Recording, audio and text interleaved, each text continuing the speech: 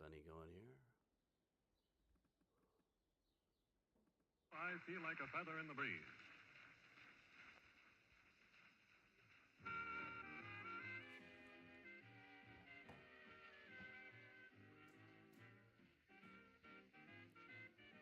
Hey, everybody.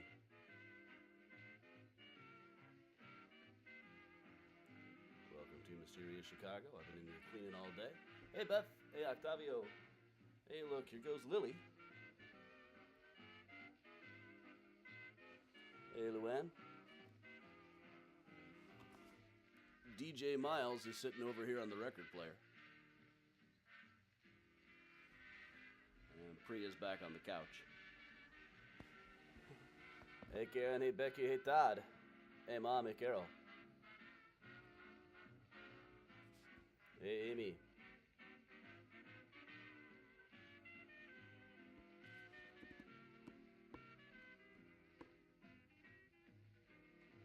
Hey, Eleanor. Yeah, it's a little drizzly outside. It's not as wet as we frankly need the rain to be. But look, last time I checked the hourly forecast, it looked like we were going to be more or less okay for the tour. Yeah, just windy, it's saying. We need more rain than we're actually getting right now. You've seen what Graceland looks like.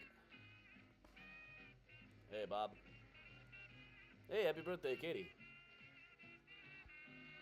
Hey, Dad.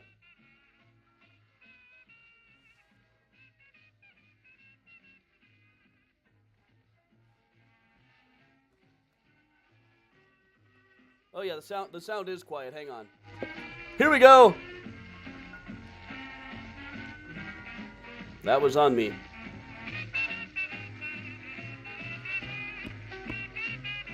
Volume should be better now. Thanks for pointing that out. Hey, Miles.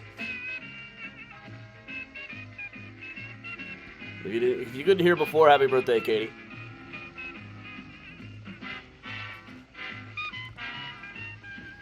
Good morning, Kathleen. Good morning, Amy.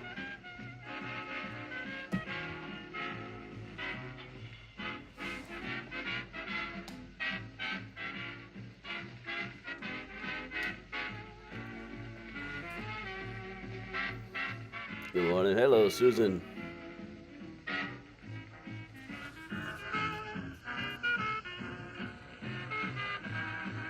I could just show you my slideshow of pictures that I took outside the Dead concerts the last couple of days.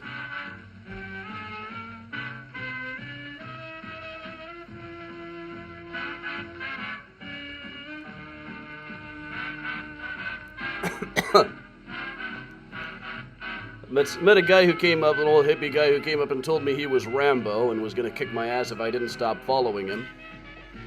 I was not following him. Dude's teeth were about 40% Dorito crumbs. This is the thing, Dead shows are much bigger than Dylan shows, but I sure meet more drugged up, violent weirdos at drug shows. Not violent so much, mischievous. I did see a guy throw a beer bottle at a security guard in the middle of shouting something about smoking cigarettes. Hey, multiple Mysterian birthdays. Now, 42 is definitely not middle age, Katie.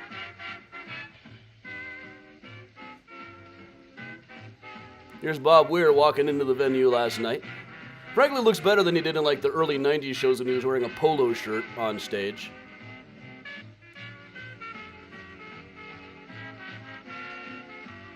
I'm scrolling up. I think I might have missed a couple of birthdays.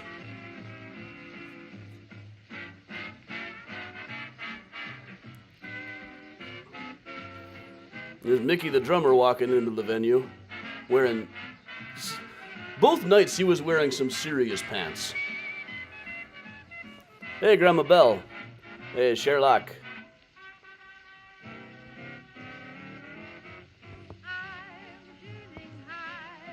We'll let this tune go through.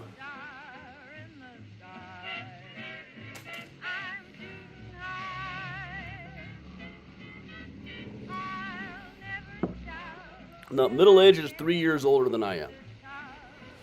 Next year will also be 3 years older than I am. The year after that, 3 years older than I am. Unless you're Ron DeSantis, who is 2 years older than I am, not quite even that, and beyond middle age. I'm on a rainbow rafting, climbing up to where you are.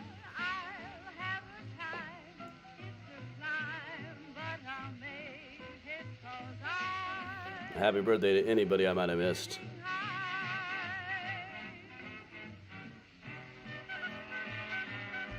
Becky, I look forward to trying being 54. Eventually. In another 25 years.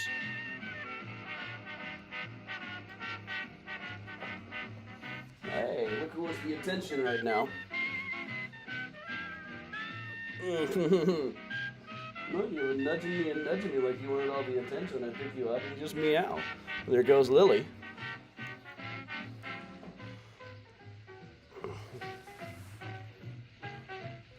Is she going off to bother Priya?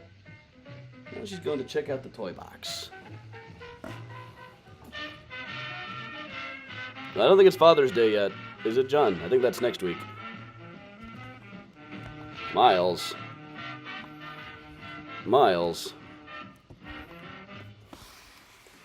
All right, Benny's finishing up that tune. That's our cue to get going over here. This is more of a mini tour. I've still got a full-length Rose Hill walking tour to do just shortly here. And of course, on Thursday night, we're doing a brand new one, Grave Robbing 102, The Great Merchant Caper, all about one of the most high-profile grave robbing cases in American history. So here's what we're going to be doing today. I'm just going to tell you a couple of quick stories from what I've been researching the last couple of weeks over in New York. At St. Paul's Cemetery, just in the shadow of the World Trade Center and the Oculus, which looks like a skeleton. So it's perfect to be right next to St. Paul's. This is a church that famously survived not only 9/11, but the Great New York Fire of 1776, the fire that roasted Barnum's Museum some years after that. It survived any number of fires. And now features still a couple of hundred gravestones, some of which are more level than others. But over in this section here, they've got it roped off. You can't really just go wandering all the way around. This is John Holt, who was a printer. But one of them that I managed to talk them into letting me onto the grass about a week ago, mostly to get this one specific picture right here. On the right is a slab gravestone for Captain James Lacey. He was captain of a sloop that sailed back and forth between New York and Vermont. If you look up there, there's a Freemason logo, as there is in so many of these. And up in the top in the arch is a cryptogram. It's the same cryptogram as the one over at Trinity a few blocks away that says Remember Death, but I think he uses a slightly different code to set it up. The same kind of cryptogram, but not quite the same key for the cryptogram. Down below it, there's a whole verse about though Boreas blasts and boisterous waves have tossed me to and fro that is now completely illegible, but luckily it was recorded by somebody for a newspaper article beforehand. But what I really wanted to get the picture of was not Captain Lacey. I did want that one because there used to be that same verse about seafaring men on a lot of gravestones. I don't think any of them are fully extant today, at least not at Trinity and St. Paul's. But just to the left here is Frances, the beloved wife of Joseph Harper, late of the Old American Company of Comedians, who departed this life on 1791, 37th year of her age. Frances Harper, usually known in the press as Mrs. Harper, as usually they just went by Mr. and Mrs. So-and-so in the theater world in those days, was one of the first women to be a comedian in New York. So before there was Mrs. Maisel, there was Mrs. Harper. So this is an ad for one of her shows that ended up being a bit of a controversy. Mrs. Harper's Night. That meant it would be her benefit. She would be making the money off of this. Monday the 14th, not performed this season, a comedy called The Recruiting Officer. Now this is a show about this pompous recruiting officer who comes to town to recruit soldiers. A woman who falls in love with him named Sylvia decides the only way to get him is to disguise herself as a male soldier. She declares, I am heartily sick of my sex, dresses up as a soldier, and learns all of the drills. And you can see here in Act the Third, the manual exercise by Mrs. Harper, to which will be added a humorous entertainment called A Peep Behind the Curtain. So really what this means is she was going to dress up as a soldier and do full military drills on stage. Also, there would be her husband would be doing some stuff as well. There would be a grand dance of shepherds, cows, sheep, goats, and trees. Party. But here's what happened. A couple of weeks after the performance, almost 2 weeks later, the theatric critic for the Daily Advertiser said, "We congratulate Mrs. Ace on her full house by the artful choice of a play to please the town. Female ecstasy, no doubt, has been the advantage to the milliners, as there was a universal demolition of fans." In other words, what he's saying here is that her masculine performance got people a little too hot. Got the ladies in the audience really working their fans a little too much. And it's really kind of shocking to read through. Well, one of the military officers says that very few of the officers in the infantry can go through the maneuvers with as much exactness and spirit as Mrs. Harper did.